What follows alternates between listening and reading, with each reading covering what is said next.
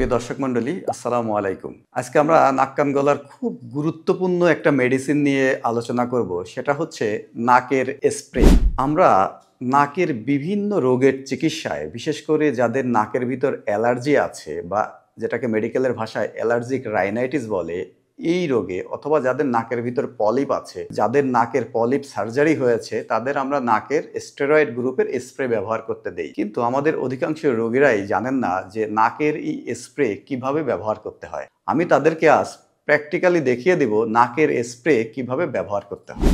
আমার হাতে একটি নাকের স্প্রে আছে।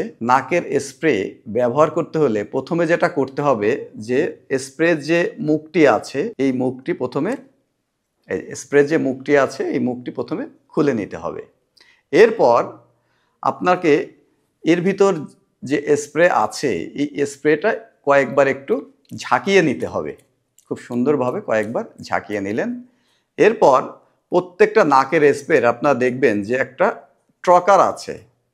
এই যে নাকের স্প্রে একটা সামনে গার্ড আছে, খুব সুন্দর একটা গার্ড আছে। গার্ড দিয়ে স্প্রে যাতে বের না হয়ে যায় এটা নিয়ন্ত্রণ করে এই যে গার্ড, এই গার্ডটি খুলে নিতে হবে। এইবার কিন্তু আপনার স্প্রে ব্যবহার করার জন্য উপযোগী হয়ে গেল।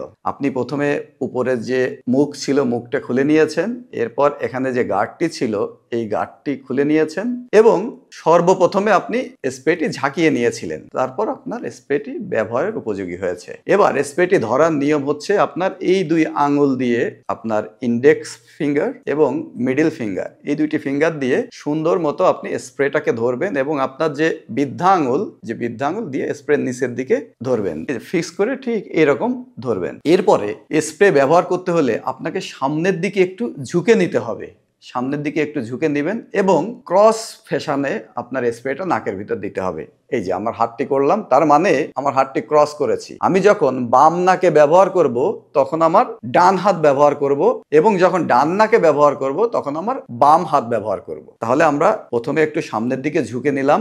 এইবার যেহেতু আমি আমার বাম নাকে ব্যবহার করব, আমি আমার স্প্রেটি ডান হাতে নিয়েছি। এইবার যেহেতু স্প্রে আমার বাম নাকে ব্যবহার করব, এই জন্য আমার স্প্রেটি ডান হাতে নিয়েছি এবং আমি সামনের দিকে একটু ঝুঁকে নিয়েছি। এইবার স্প্রেটি আমি নাকের ভিতর সাইড ওয়াল বরাবর 1 2 এরকম দুইটি চাপ দিয়ে দিব। যখন আমার চাপ দেওয়া হয়ে যাবে তখন খুব জেন্টেলি 2 থেকে 3 বার আমার নিঃশ্বাসটা ভিতরে নিয়ে গেলাম। ফলে পুরো সাইনাস, আমি যে যে জায়গায় এই স্প্রেটা পৌঁছাতে চাই সেই জায়গায় স্প্রেটি পৌঁছে যাবে এবং এতে করে আপনার নাকের যে সেনসিটিভ শ্লেষ্মা ঝিল্লি এর কোনো ক্ষতি হবে না। ডান নাকে ব্যবহার করবেন। ডান হাতে যদি ব্যবহার করেন তাহলে আমি যখন নাকের ভিতর দিব তখন আমার নাকের যে পার্টিশন, মার্জের যে পার্টিশন আছে, এই পার্টিশনের উপরে যে শ্লেষ্মা ঝিল্লি থাকে এটা খুবই সেনসিটিভ। এইখানে যদি আমরা কন্টিনিউয়াস ব্যবহার করতে থাকি তাহলে আমাদের এই শ্লেষ্মা ঝিল্লিটা পাতলা হয়ে যাবে। ফলে এখানে শুষ্ক হয়ে এখান দিয়ে রক্তপাত হতে পারে। আর সবচাইতে বড় কথা, আমি যে উদ্দেশ্যে আমি প্রত্যেকটা সাইনাসে এই স্প্রে প্রবেশ করাতে চাই, এই উদ্দেশ্যটা আমাদের সফল হবে না। পুরো সাইনাসগুলোতে স্প্রে যাবে না। ফলে আপনারা সবাই নাকের স্প্রে ব্যবহার করার সঠিক নিয়ম মেনে নাকের স্প্রে ব্যবহার করবেন। সবাইকে অসংখ্য ধন্যবাদ।